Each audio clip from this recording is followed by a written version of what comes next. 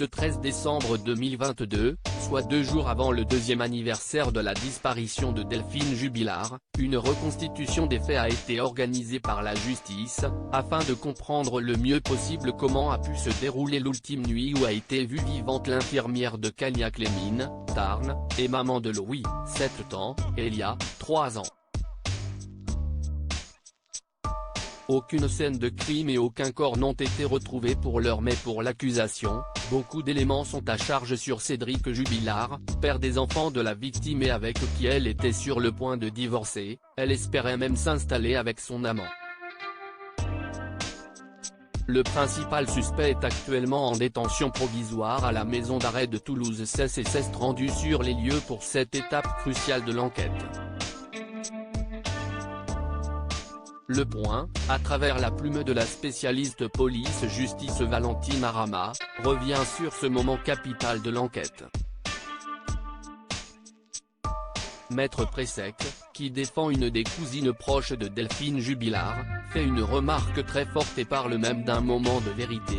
Quand Cédric Jubilard est arrivé devant la maison, il a blêmi, presque chancelé. Puis il s'est repris et il a finalement été égal à lui-même, ne répondant à rien. Car, quand ça ne l'arrange pas, il ne se souvient pas.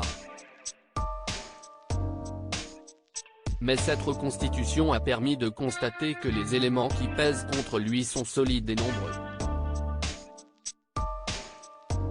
L'avocat de l'oncle et de la tante de Delphine Jubilard, Maître Batik, estime de son côté que Cédric Jubilard n'a apporté aucune explication convaincante sur les déclarations de Louis, sur les lunettes fracassées et retrouvées éparpillées.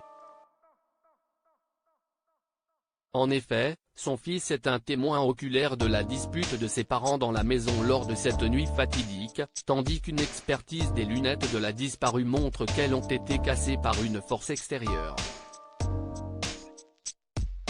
Si les photographes ont été interdits sur les lieux de la reconstitution, notamment pour éviter que fuitent des images choquantes comme il y a pu en avoir pour l'affaire Daval, l'homme de loi souligne l'attitude du prisonnier, stoïque et impassible devant les éléments qui lui étaient présentés. Cédric Jubilard reste présumé innocent des faits qui lui sont reprochés jusqu'au jugement définitif de cette affaire.